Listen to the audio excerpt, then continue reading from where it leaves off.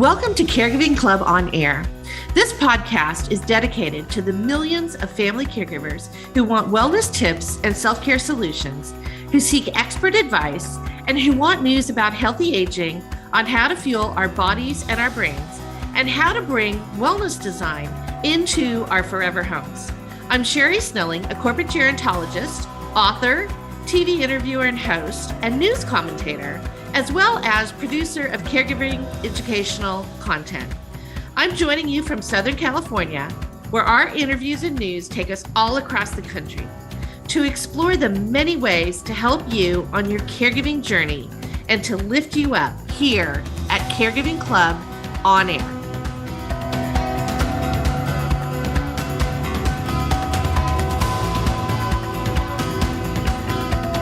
Welcome, everybody, to Caregiving Club on Air and our special Thanksgiving episode. I'm your host, Sherry Snelling, and we've got so much to share with you today that really is all about family and conversations. And I hope that this holiday season, as opposed to last holiday season, I hope you're all getting the chance to celebrate and come together in person and share all these wonderful memories that we have with our family and our friends throughout the holiday season. So we've got a great lineup for you today.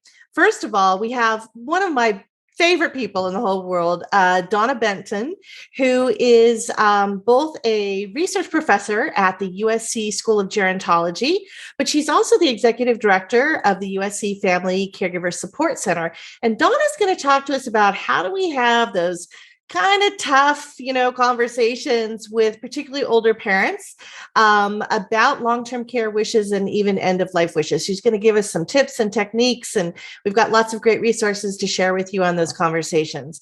And then we're going to have another great friend, Mark Gray of Constant Companion. And Mark is going to kick off our holiday shopping guide for caregivers. He's going to talk about smart home technology. What are the things that are out there that can help you as you're caring for older parents, and even some things you may want to consider for yourself. But more importantly, Mark is actually going to tell us, how do we make sure that these smart home systems have the highest level of cybersecurity? Because we know that privacy and hacking and all these other issues that we've been hearing about with smart home technology. What are the things that we can do to make these systems as cyber safe as possible? So that's going to be a really great segment. Stick with us through that. And then, of course, as always, we're going to end our episode with our Me Time Monday wellness hack. And our wellness hack for this episode is our recipe for gratitude gravy. So that's a little bit of food for the soul. And we hope you stick with us to listen to that wellness hack that we have at the very end. And, I just want to do a shout out, because it is the holiday season and it's Thanksgiving and we're sharing our blessings and what we're grateful for. I want to say that, first of all, we are grateful to all of our listeners and all of you who have subscribed to our podcast. Thank you so much. And please tell a friend. But we're also grateful and want to acknowledge the family caregivers who are day in, day out providing loving care to a family member or even a friend. And we just want to say thank you to you, the family caregivers, and our heartfelt blessings go out to you and your family for a season of health and happiness and joy and coming together. So with that, let's dig into our caregiver wellness news. Before we bring you our caregiver wellness news, I just want to give you a reminder that as one of our loyal listeners, you get a 20% discount off of any purchase from Blue Star Senior Tech using our code CARE20. Go check out all the wonderful things they have to help caregivers caring for older loved ones, things like solutions to stop fires in the home, medic alerts, medication reminders, closed caption phones, fitness trackers, you name it, they've got it. So use our code CARE20, that's CARE 20. And not only will you get a 20% discount of all of your purchases, but your purchases go to help veterans organizations. So that's bluestarseniortech.com, CARE20.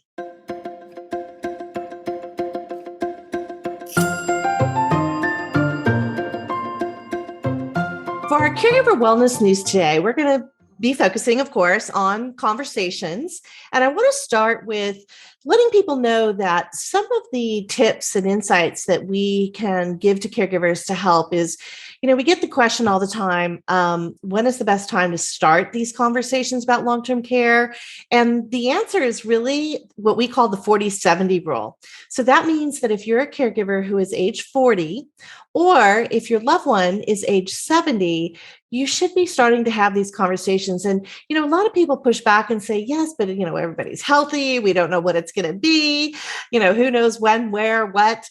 And the answer to that is that's exactly why you want to have the conversation now, when everybody can participate, when you can find the time to sit quietly and patiently with your mom, dad, grandparents, whoever it is that you might be caring for, and learn what their wishes are, learn what the plans are that are in place. In fact, I wrote about this in my book, A Cast of Caregivers, and I'm going to post an excerpt from my book on the episode guide page, but I call it the CARE conversation, CARE. And that formula is basically, the C is just creating the conversation. What are the tips that help us kind of jumpstart these conversations? How do we do it? The A in CARE is ask a lot of questions and then acknowledge your loved one's wishes. I think that's really, really important for us. So often we're trying to solve problems. And so we bring a lot of our own wishes and desires into this, but we really have to acknowledge that this is about our loved ones and what they want. And we just have to be a really good care partner and advocate for them.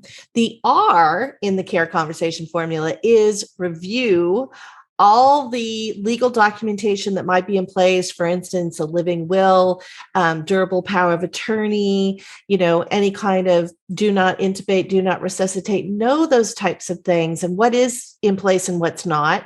But also the financial side of that, review the financial plans. So often families are caught off guard by what the costs of care are today. And this is why we see a lot of personal bankruptcies over medical care costs and long-term care costs. So it's really important. And then the E, the final part of that formula, is to engage the whole family. And if you can't engage everybody, like your siblings, or if you have a blended family, or whomever, then at least educate all the members in the family that might need to know. That way you're going to avoid a lot of those emotional, conflicts and different things that can happen between families later on. So check out our episode guide page. I'll have that article posted for you.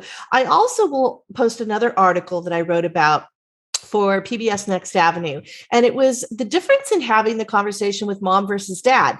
There are little nuances to the language that we use. And I think it's really fascinating. And, we probably paint some stereotypes in terms of dads versus moms, but I think it'll give you some great insights as to what will help you in terms of caring for your parents and what is the difference maybe between dad and between mom. So you can check out that article as well. Now, I also want to mention, if you're really interested in learning all of these tips and techniques and the details, some of it's going to be in the articles, but please join us for a webinar that I'm doing for Comfort Keepers. And they are co-hosting a webinar on the CARE conversation and all these things I've been talking about, but we're really going to get into the details and the tips and how to do this and what to think about. And it's going to be a really great session. So that webinar is going to be on November 30th. It's free to everybody out there. So if you don't happen to feel like you need it right now, but a friend who might be caregiving, share this with them. I'll have the link to where you can register on our episode guide page. And then for those of you caring for a loved one with Alzheimer's disease, which is a lot of the work I do is in the dementia community, the University of California at San Francisco, again, really great resource for dementia caregivers. They did a series of videos, and I find the videos are really engaging, almost sometimes a little bit easier than reading about things, but they did a series of videos called Conversations with Caregivers. And these are actual caregivers telling you what to expect, some of the nuances and the tips and the things they found that really helped. And there's a variety of different videos that you can watch. So it's a really great resource. We'll have, again, links on our episode guide page. And then, we know that there's more than just talking to older parents. There's talking to our siblings, talking to our spouse or partners, our kids. our bosses and coworkers, even our loved one's doctor. So there's a lot of conversations that you'll be having as a caregiver, and we're going to have a lot of different really great resource links. And Donna Benton in a couple of minutes is also going to tell you a little bit about some of those different conversations that you'll be having. And then I just want to do a couple other shout outs. First of all, for those of you who are helping a loved one who's over the age of 65, Medicare open enrollment season is right now, and it ends on December 7th. So that's the deadline to make any changes to your loved one's Medicare benefits, and they change every year. So if you're not familiar with what their Medicare plan is, you may want to have that conversation right now and maybe help them navigate. Do they have the right plan in place? What are your choices? We'll have all those different great resource links on the episode guide page. And then I want to do a little bit of pop culture. As always, we always focus on books or movies. And I want to do a shout out on a couple things happening. First of all, there's a really great movie that you can stream, or also you can rent or buy the DVD. And it's called It's Not a Burden: The Humor and Heartache of Raising Elderly Parents. And it is a really great, wonderful documentary done with actual caregivers and their older parents, including the filmmaker Michelle Boyaner. And it's really, it does have a lot of humor in it. And I think it's one of those documentaries that I would really say, this is one that you could sit down with your older parents or grandparents and watch. And it might help spark some of these conversations if you haven't had it already, because it gives both sides of what's going on and what's happening. So it's a really great resource. Check it out for the holidays. Might be one you want to put on your list. And then finally, we mentioned in episode 1 of our podcast, Tony Bennett, who has Alzheimer's disease. We have a link on that episode guide page to his interview with 60 Minutes. But Tony Bennett and Lady Gaga are going to do a benefit concert. It is called One Last Time, and it's going to air on CBS on November 28th at 8 p.m. Eastern. Again, might be something you want to check out as a family, and then that might be able to spark some conversations around those long-term care and end-of-life wishes. So with that, we're going to go to our interview with Donna Benton. I am so excited to welcome our next guest. She is such a wonderful person and has been a colleague, but also she was my professor when I went back to the Leonard Davis School of Gerontology at USC to get my master's in gerontology. So I want to welcome today Donna Benton, who is both, as I mentioned, an associate professor at the Davis School of Gerontology at USC, but also runs the USC Family Caregiver Support Center. So Donna, welcome to the show. Oh, thank you so much. It's just so good. I forgot that you were in my class. It was one of my favorite classes too. I'm glad to hear that. And I think some of the things maybe you're going to share with us today, I recall from your class. So I'm stealing a little bit of what I learned from you. But first of all, before we launch into kind of our topic for today, we obviously, I think we know where you're talking to us from. We always ask all our guests, where are you right now? What part of LA are you in? Well, this is going to come as a surprise, but I'm not in LA. Oh, okay. Are you at leading? Are you at leading age? Or No, well, obviously I live in LA, but I'm on vacation. But for you, I am here today, and so I'm actually in Sedona, Arizona. Oh, beautiful. Well, I have to say, I feel very grateful that you've made time on your vacation to do this. I promise we'll keep it short and sweet. I'm sure it's beautiful in Sedona right now too, right? It is. Yeah, it's not raining like LA. Right. Exactly. Yeah, we had a lot of rain yesterday. So Donna, tell us a little bit about the work that you're doing and have been doing for many, many years with the USC Family Caregiver Support Center.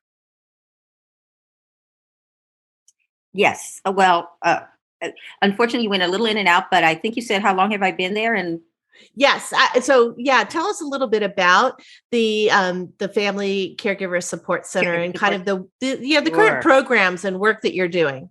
Okay. So the USC Family Caregiver Support Center is like a not-for-profit on the campus of the University of Southern California. And we have two contracts with the state and the county. And so the contract that most people recognize is the LA Caregiver Resource Center. And that's been in existence for going on, I think we're on our 34th year now. Oh. And we're part of a statewide system of family caregiver resource centers, of which there are 11 in California. We're obviously one of the largest because we cover all of LA County. And we provide comprehensive services for family caregivers. So the person we're helping is the caregiver so that they can help the person who might have dementia, who might have multiple medical problems. But we want to be that support for the family caregiver. And what does that support mean for us? It means that you get one-on-one time with what we call our family consultants. That's our primary thing that we do, is we take time to individually get to know the caregiver, their caring situation, and then we stay with you throughout your care journey so that maybe at some time you may just need may say, oh, I need some education around, what's dementia, or maybe they want to know where to get a good diagnosis, or they may say, I'm really getting a little tired. Is there a way that I could get some respite, which is being able to take a break? And so they work and they talk with their family consultant throughout their caregiving journey. And that way, each time you can find out what you need. So if you need respite, maybe you need some legal advice. And so we make sure that you get to the right elder law attorneys, or you might need a little more information about, I heard something about the Build Back Better program, or there's right now I'm working and I want to take some hours off. Can I do that? How can I do that? So you may want to understand work family laws. So we're just there to support the family caregiver while they're caring for somebody who has either dementia or a chronic health condition that occurred after the age of 18. Okay. And I love that, because I think that so often, as you and I both know, when you become a caregiver, the focus really goes on the person needing the care. And even the questions from family and friends are, how is your dad doing? Or how is your mom doing? Or whatever. And it's very rarely about how are you doing? And you really focus on that. And you also, again, I love the continuity, because things do change over our caregiving journeys, and we have different needs along that journey. So it's such a valuable resource. And I know that you've been both a leading voice and really champion for caregivers, not just in Los Angeles or California, but really, across the nation. And, tell us just a little bit, because I think that LA really has a reputation for having best practices and really being looked at as programs that are very innovative within caregiving across the country. Yeah, I mean, I think what's exciting is that because California was the first to have these caregiver resource centers, and of course with LA, our center has specifically focused on being innovative in terms of, like we started the online programs just before COVID, which was good. We had already begun to have our support groups and our education programs, and even how you talk to your family consultant. We had already been using to telehealth portal. And so anyone can get to us, that allows for a 24-hour access.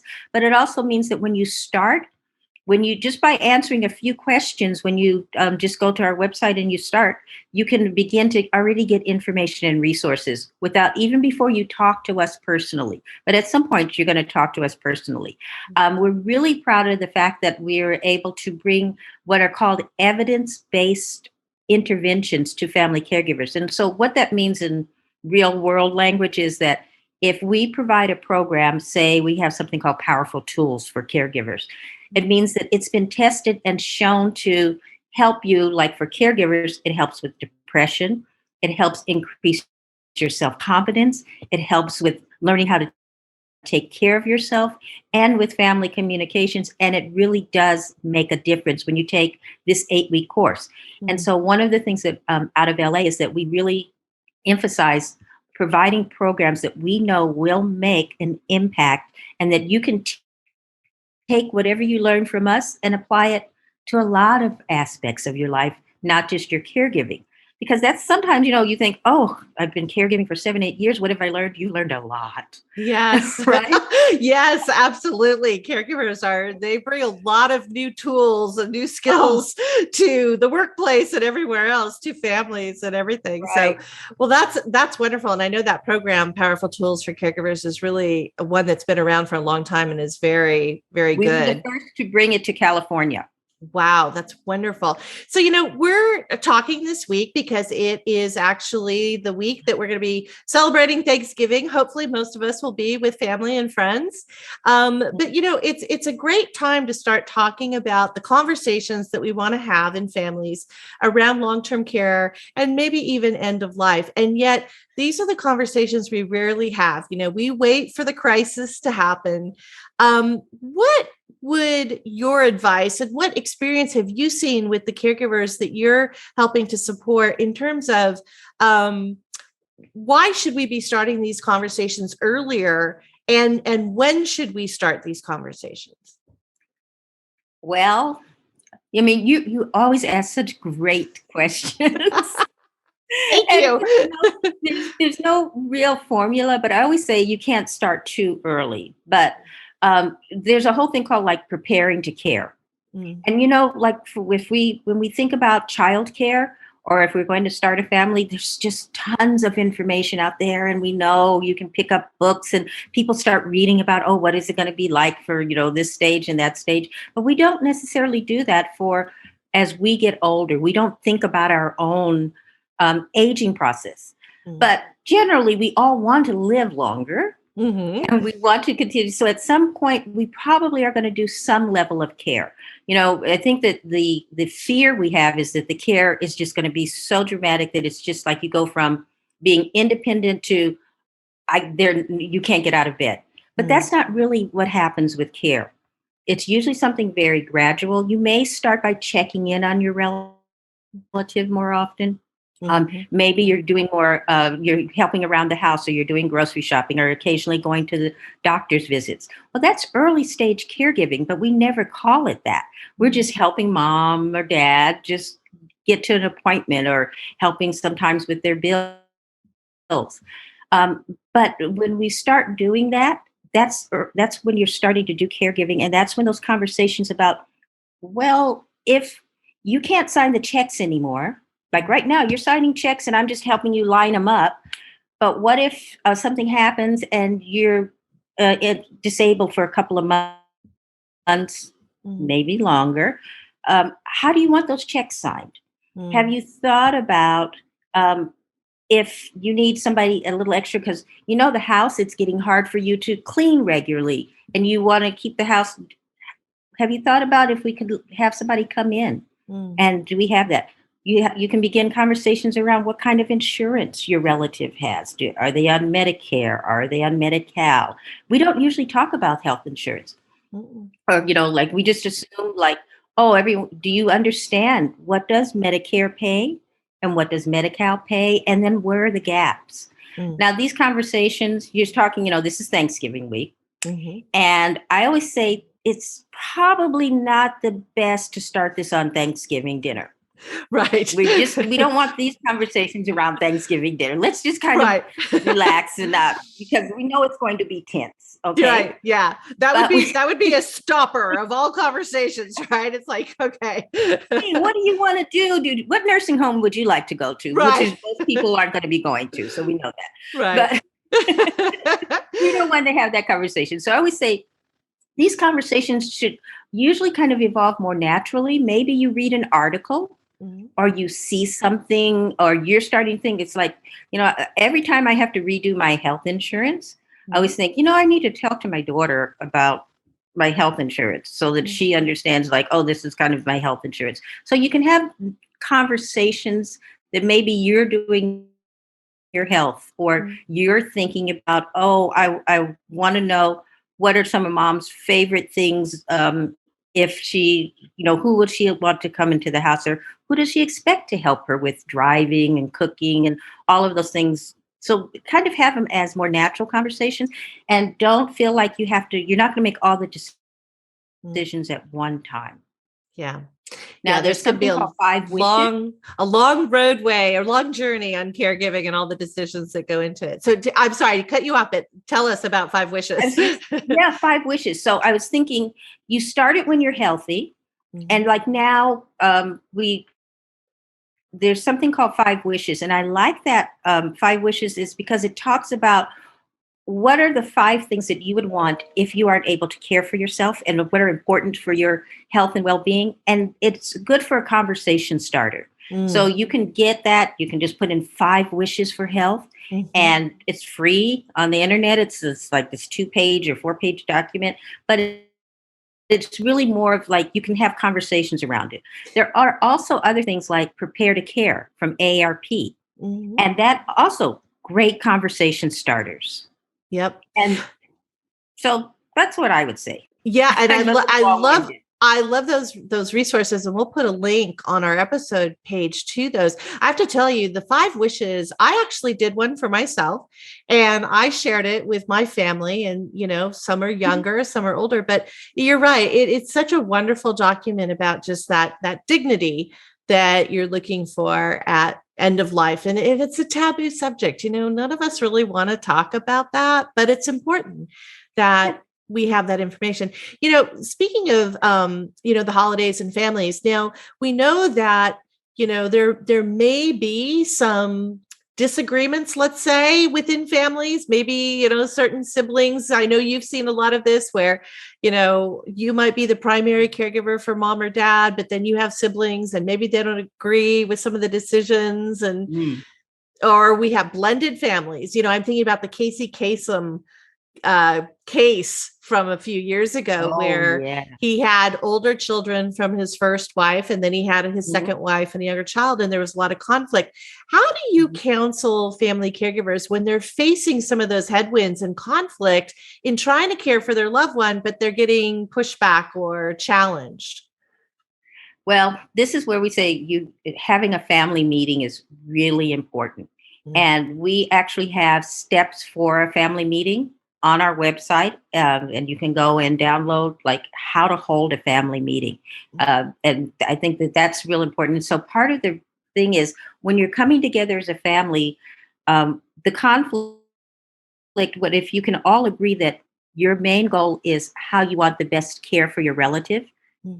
and then all the other personal things have to go aside. We know that they're going to be the favorites and there's this and that, but if we say this is how we if this meeting is going to be about how we want to care for that person, what's going to, you know, the day-to-day care, then that helps the focus and can help with some of the disagreements, Mhm. because some of those disagreements or grievances come from old things that we're not going to solve.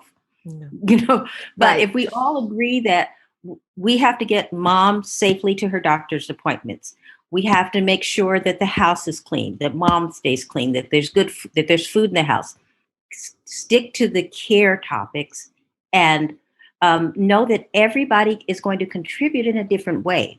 Now Mhm. that's the other thing, is sometimes you may say, well, I'm doing everything, you aren't coming over and you're not doing the lifting, but maybe the other person say, well, you're going to be responsible for one meal a week.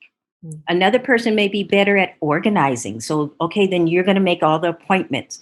Another person may be the one who says, okay, it's hard for me to see dad in this condition.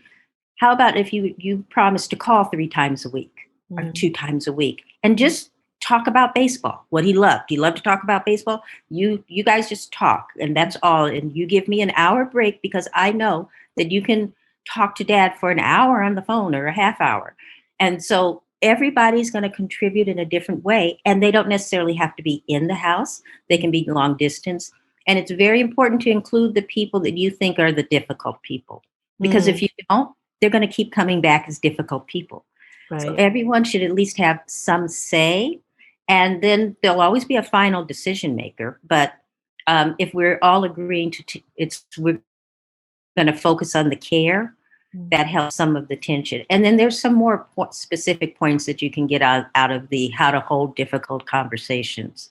So And I So you can love go on our that. website for that. Absolutely. We'll have that. That's a great resource. And I think you're right. I think, it's kind of forming a care team.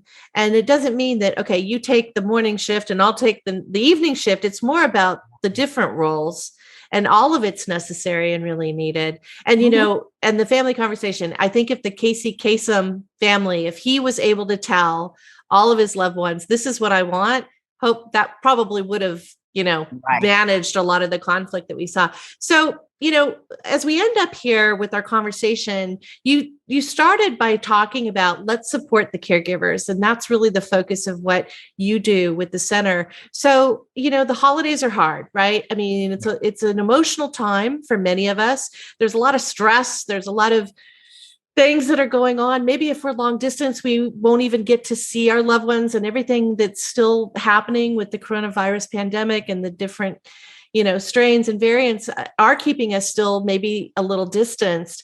How do you advise caregivers how to get past some of those feelings, whether it's sadness or depression or anxiety or stress, and find joy in the season?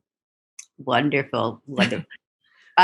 First of all, when you were talking about all of those, a lot of the emotions come out of a sense of guilt for not doing things the way we used to.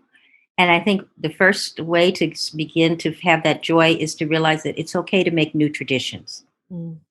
So if you want to have joy, sometimes we have to let go of the old, Right. and accept some of that new tradition and then enjoy that new tradition.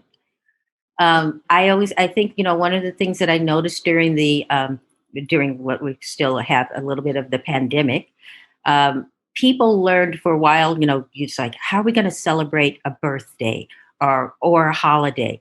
And I was amazed at the creativity people began to have. Not everybody joined Zoom, Right. but they learned to do drive-by birthday parties where everyone decorated the car and they were beeping, and and you drove by and the person sat outside and everything is safe and everyone hollered happy birthday. So, and that became a tradition. We had to do that for almost 2 years for certain celebrations. You learn to go back to the old gift baskets with extra pictures and being able to share for maybe somebody who didn't want to go online. Learning to talk to neighbors to can reconnect and kind of talk over the fence because being outside was a little safer. And, so part of that is the new traditions. I would say that during the holidays, it's also important for the caregiver during this time to realize that we may have to say no to some things if it's going to really exhaust you, because then you aren't going to get any joy. The person you're caring for isn't going to enjoy the time. So cutting back, knowing that it's all right to order a meal if you have to. Right. Or, I'm enjoying turkey sandwiches as opposed to a giant turkey. Right. I love that. Because really, it's the sandwich the next day that's actually tastes better than the full turkey, to be honest, for me. I was going to say, I love the sandwiches the next day. And the pumpkin pie. So, Yeah, I love that. I didn't need all of that traditions, but so it's accepting your new traditions, being thankful that you're able to live in your value, and your value is the care that you're giving your relative. And if you're doing the best you can with the resources you have today and with the knowledge that you have today.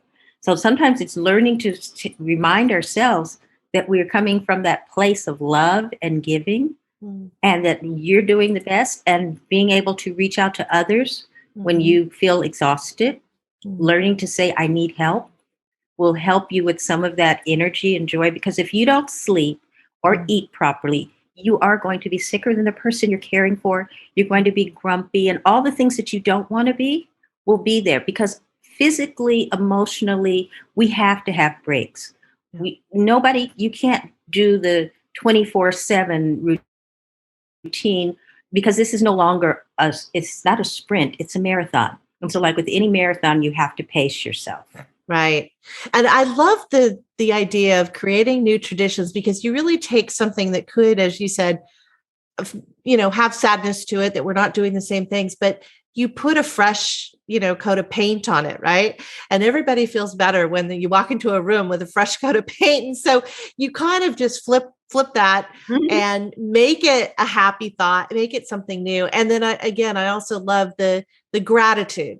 You're already giving a gift every day to your loved one, which is called caregiving and care. And you also want to give a gift to yourself, which is getting that break and that help and accepting that. So I love that as a way for us to unfortunately end our conversation. We could talk for hours, but I want to let you get back to your vacation because it sounds fantastic.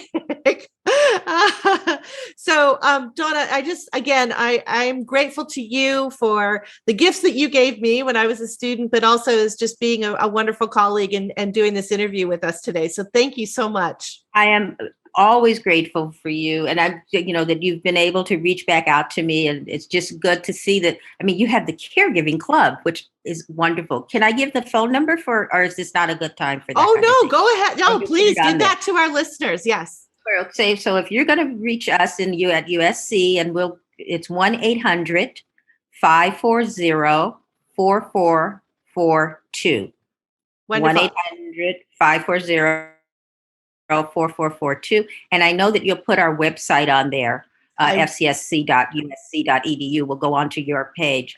So I always like to give the phone number because we like to talk to people. I was going to say, I love talking to people too. Too many emails during the day, but we will have all of that on our page. So again, Donna, you are a blessing in my life. And I just want to thank you. I'm grateful for you. And thank you for being with us on this special Thanksgiving episode.